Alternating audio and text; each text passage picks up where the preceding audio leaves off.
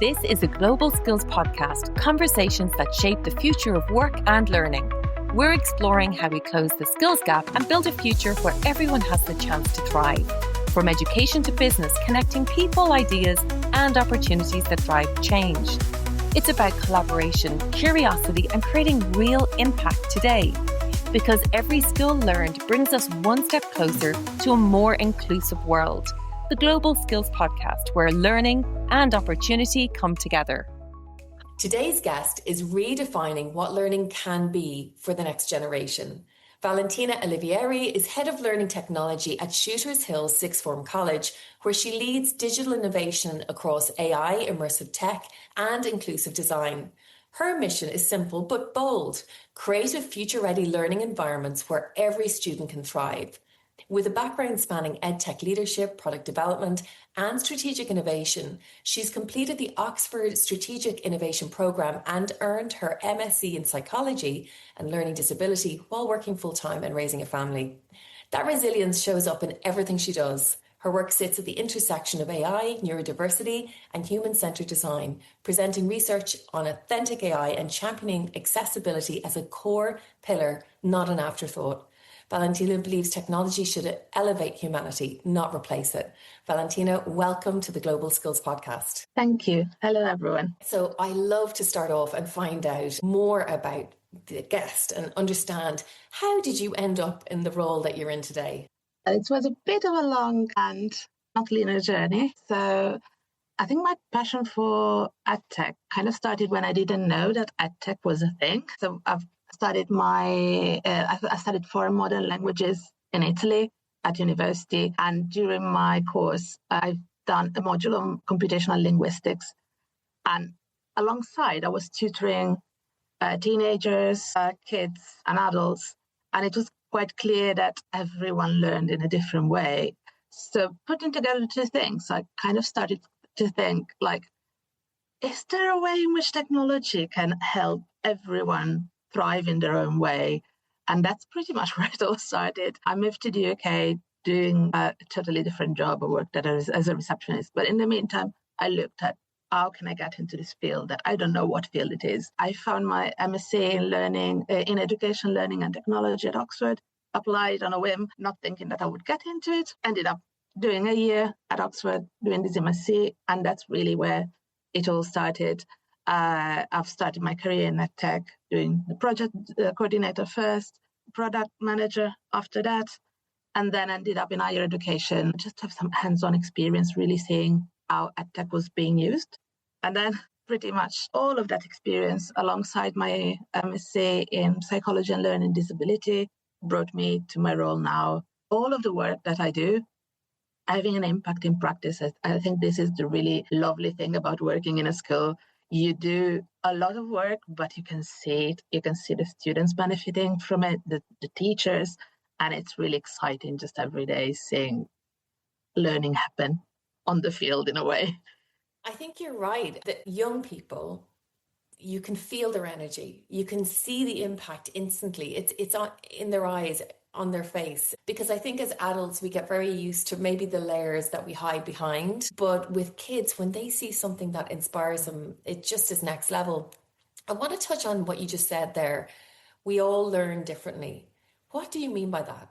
At the very least, a different way in which they feel like they learn better, or they know that they learn better. They might be visual learners, or they might learn better if they listen to a podcast. And they might even express the way they understood things in a different way. At the same time, we're all encapsulated a way of learning that is fixed for everyone. So it's a bit weird, but everyone really will have a different way of processing things and of understanding the same content. And I remember it from when I was at school that in the same subject, me and my best friend would remember or be curious about two totally different lessons because they were delivered in a different way through a different medium or with a different focus. So I don't know. I feel like it's really clear once you talk to someone that doesn't really understand things in the way that they are taught traditionally. And in the moment in which you're saying it in a different way, you're showing it with a different medium, you can almost see the change and see the realization, the pin dropping. I mean, like, oh, that's what it meant. And it feels so discouraging sometimes that all education and all teaching and learning seems to have to go through a funnel and a certain type of assessment or certain rules that need to be the same for everyone. There is a reason for that, of course, but it's a very difficult thing to change. I appreciate yeah. that it's an institutionalized system that's been developed over decades, but I guess it's not a very equal playing field, is it really? And I know you've done education on neurodiversity, and I've had some guests on explaining how if we could evolve our educational workplace systems to support neurodiversity across the spectrum, we would really tap into people's potential. And actually with AI, we have the power to adjust our educational system and workflow to do that, but it requires leadership and the desire for change. What are your thoughts on the educational system right now? Are you seeing that momentum starting to build, that there are people out there, pioneers, that really want to make a difference? I think there probably has always been. I think now, as in with every big change, you can probably notice them more in a way. So we've got this big AI change coming or happening, and I think that you can see a push to really harness all the innovation to make things more inclusive and more available in a way for everyone. I don't think there's more people that want to change things. I think that people have always been there. I just think that big changes like this maybe make people feel more empowered to try and to push more. Well, let's talk about some innovation, because I know when we talked previously, you shared about some innovation that you've brought to the school to really help learning, not just the completion rates, but the impact that the learning can have for every type of person. So do you want to share a little bit about what you've been doing in the school? Yeah. So in terms of we use technology to help them learn, I think the sort of big thing that we've got in the school is our immersive room. We're very, very lucky to have this BT immersive room and to be able to use it for different subjects and different students. We've been using it in the past months for English, for instance, and we've had a lot of positive feedback on the fact that learning the same things but in a visual and interactive way had made a big difference to not just the engagement, but also the way in which students perceived that their learning was progressing. So okay, students were really saying, yeah, so our immersive room is, well, exactly a room with the floor and 3 of the walls that are interactive. So basically what happens is that we can create content or use existing content that goes on this floor and is interactive. They can touch hotspots, they can go through escape rooms, scenarios, depending on what we want them to do. One of the things that we do is, for instance, spot the danger in the kitchen. And that's really good for instance, our catering students, service industries. So we've got a lot of the, for instance, hazard spotting type of scenarios that are really good because they are immersed in the space that they will actually be in when they have to spot the actual danger, and they have to go through it, and it can be more or less in depth depending on what we want to do or on what the level is required. And there's really a lot that can be done. It can be interactive, but it can also be a room where you just have some quiet time. So we've got meditations that can be used in there. There are scents that can be pushed into the room, sounds. It's really everything. A lot of things can be done in that room. It's really exciting. That's amazing. Was it a very big investment to happen? It sounds very technically advanced, typically for a school to have. Yeah, it was. I think it was a huge investment, but we're really finally seeing it being used so differently and so well that it all starts to make sense in a way. And the content that you're creating, I would take it that the curriculum or the words are as important as the visuals that they're seeing, or the interactivity. As you were saying, they can press the wall, press a button, a reaction happens. Who's creating all of that content for the students? Teachers. So generally, all new content that is not provided by immersive is created in collaboration with the teachers at the very least. One of our teachers is really skilled in creating content for the immersive room. So she just creates her own, and she does an amazing job of it. But yeah, a lot of the time it's me and the teachers creating it together based on what they want to teach and how they want to teach it, because of course they are the experts on their subject. They know what message they want to express. They know what their learning objective is. And my role in this case is really just being a bridge between them and the technology. You identified something quite interesting where the students, they're very good on their phones, but then when they transition to the tech that's used by companies, what happens? They don't seem to really, I guess, see the value of learning how to use a laptop, or learning what seems to so obvious to us, like using Word, saving a file, sending emails from a laptop, because from a phone it's very different. And I guess using a phone is more of a consumer type of activity, and what they're lacking are creator type skills in a way. And some of them possibly don't see them as transferable skills. So they don't see that a digital literacy can be something that they will use in any career. And maybe they think, oh, I'm not going into tech, so I don't need to learn to use a laptop. Whereas really every career is, in a way, a tech career, in the sense that you need a certain basis of digital literacy. And I think that's something that was quite shocking the first time I noticed it, because you feel like they're so good with their phones, they must be good with the laptop. So we're really trying to work on their digital skills and on making their digital skills more obvious, whether it is by using digital credentials, badges, so that they can put it in their CV. And because if it wasn't obvious to us that those digital skills were lacking, then it won't be to an employer either. So I guess for us, it's really important for them to be able to showcase that they've learned those digital skills, that they've developed, that they know full well how to use a range of digital skills, and that they're ready for the workplace. Quick question. Do you actually know what skills exist across your organisations today? Or are decisions still being made on job titles, CVs and assumptions around who can be reskilled and upskilled? You see, as AI reshapes work and organisations really face that pressure to cut costs, the real challenge isn't just skills gaps. It's understanding which skills are transferable and which can be redeployed into the future with a bit of upskilling. So for the listeners of Global Skills Podcast, Abodu, our sponsor, has created this free Skills AI readiness assessment. It gives leaders clarity in just 3 minutes. It shows skills gaps, automation exposure, and where future-ready capabilities already exist within your business. No data upload, no preparation, just clarity for the future of your organisation. Visit abodu.com/global skills podcast. Now, back to the episode.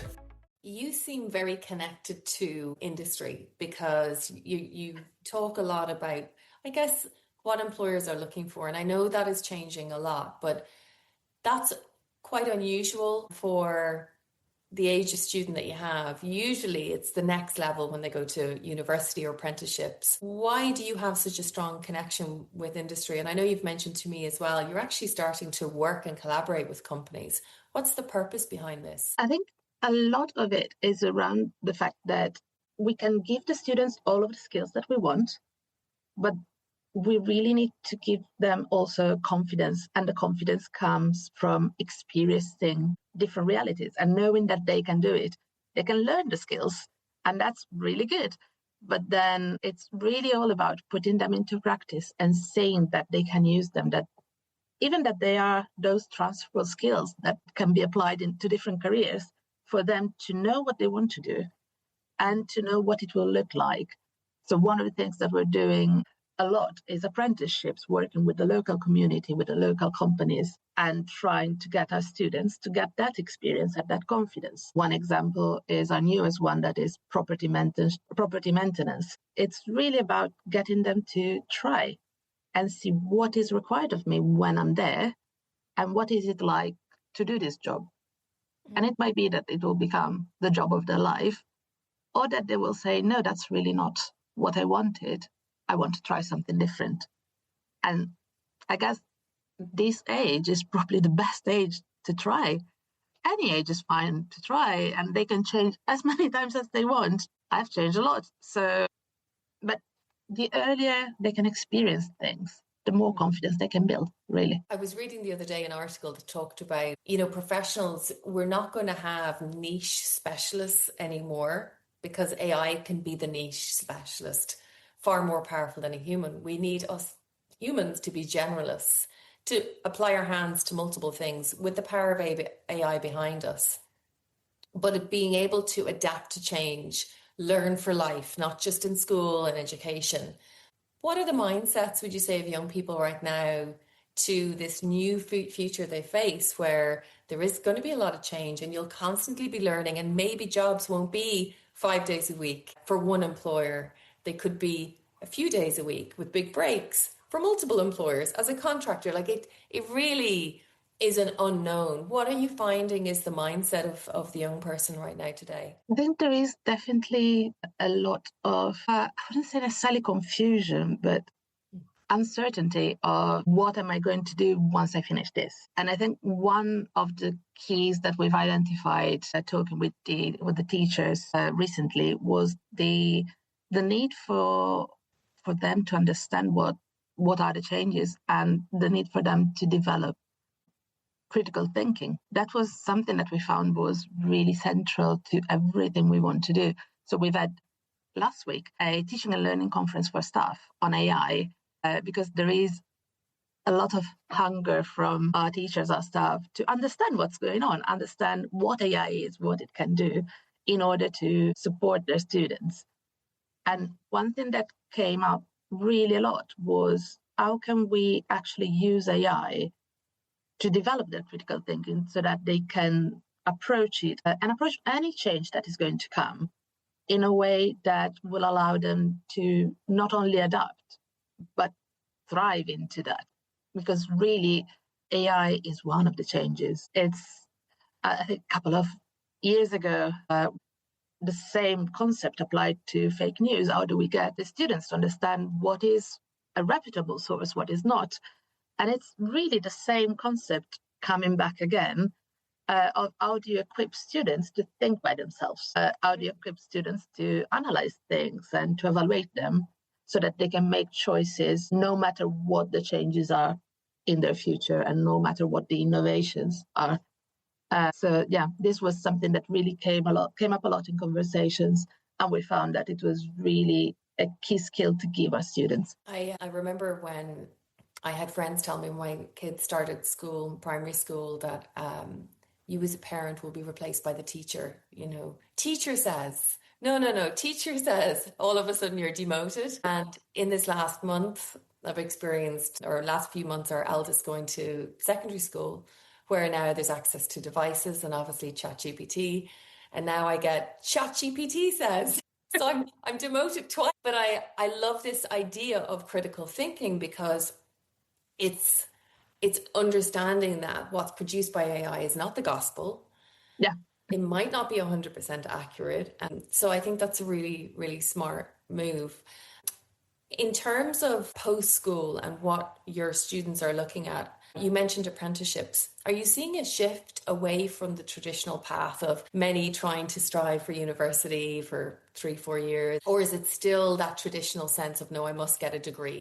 I think there is, it depends really a lot on what they're interested in. There is still a lot of subjects that will be very university focused, but you can really see the students, even the students wanting to get a bit or a lot of work experience. So even for nursing professions, there is that idea that I need a university degree and I want to go through that route.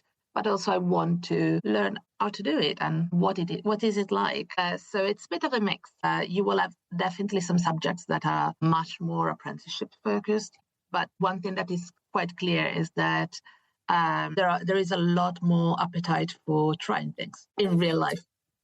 If you were to wave a magic wand and you could change anything in education, anything, no limits, what would be the top 2 or 3 things that you would do? Then I guess one thing will be really access to opportunities.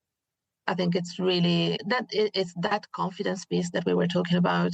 The more people we can get to access opportunities and ways to learn skills, or even if it's just accessing technology, then I think that would definitely lead to, in a way, a better workforce of the future, the ability for everyone to be themselves. I think employers listening to this episode may feel that itch to give back and help. And I know a lot of companies tend to partner with universities and maybe some apprenticeship programs. Perhaps it's time to bring it back another level to really support teenagers that are really facing a world that's unparalleled to anything we've experienced before. I think schools are always looking for partnerships with the local community or companies. And it's really about trying to find a way that is, in a way, it's mutually beneficial, in which those students can feel supported to really understand the career. And they get it from their teachers, but having that employer support and partnership is really key to make them feel valued, but also to show them what it will be like. Yeah, it's really powerful because, a lot of employers right now are making the decision not to take on graduates. Let's automate roles. But, a lot of the big consulting firms are already predicting there's going to be this intelligence gap, human intelligence gap in companies in 5 to 10 years' time. And this generation that are in schools right now are the first to get access to AI. It's like back in 2000, 2001, I remember we were all getting phones for the first time, and they're unique, this generation in school and graduates. And I think rather than leaving them behind, if employers can, that one day a week that they maybe give to charities, or one day a month, that perhaps every second or third month it's to schools, to really support the schools. For other schools listening today, you're pioneering something brilliant with the immersive room. And looking forward to a number of years ahead, how will your role evolve? What are predictions that you have for the position of head of learning in schools? I think in a way it will probably be a similar role, in the sense that it's a role that doesn't really have a defined path. So I think that part will remain. I feel that it will increasingly be a case of being a bridge between realities. This is how I feel it now, and I think it will evolve more and more in that sense, whether it is, like in my case, being a bridge between teaching and technology, or whether it is between the school and the outside world, or bringing in innovation, explaining and facilitating things. At least for my specific role, I see it evolving in that sense of facilitating and bridging realities. For students today, as you said, understanding their skills is becoming more and more important. It's like that bridge of language with industry. How are you educating the students on skills and tracking and accrediting them, I suppose, in a way, so they can go to the workforce and demonstrate that they have certain human and hard skills relevant for employment? Well, other than the sort of traditional ways of accrediting them, we're trying to work a lot on the digital credentials and getting them to have a digital CV, way more than having a physical one where they can link all of the tiny things that they do. I guess it's also like getting them to know realities like LinkedIn that they might not really know yet. And knowing that you can take that course or do that experience and link it into your narrative. Again, it's what we were saying about transferable skills, knowing that everything you do is valuable and can be valuable for your future. So you might want to showcase it, whether it is digital credentials or knowing how to have a personal branding online. And Is there a skill that you had when you were younger that you don't necessarily leverage or use anymore? And if so, why? And would you like to be using it again? I think probably, since my background is in languages, foreign languages and literary text analysis, that was something I really loved when I was younger. I still love it. It's just I don't get to use it anymore, especially being in the UK. I don't really get to use a lot of foreign languages because English is kind of foreign language for me, but no longer after 10 years. So yeah, that's something that I really wish I could do more of. And in terms of students, I think really what I would say and suggest is to try and explore everything that interests them.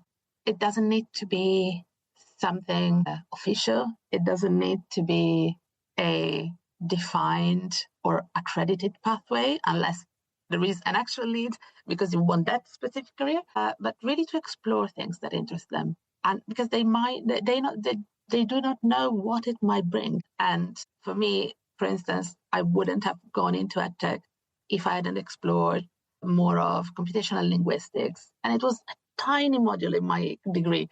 It wasn't what I thought I would do when I started. So you can never know where one passion or one interest can bring you. Valentina, it's been such a pleasure having you on the episode today. Thank you very much for joining me. Thank you. It's been a pleasure. Whether you're leading a business, shaping education, planning your next career move, or just starting out, you're part of a global conversation about how we learn, work, and grow. If you've enjoyed this episode, tap subscribe so you never miss the latest insights. And if you've a moment, leaving a quick rating really helps people find the show. For early access to new episodes, event invitations, and the chance to connect with others driving real change, join the community at globalskillspodcast.com.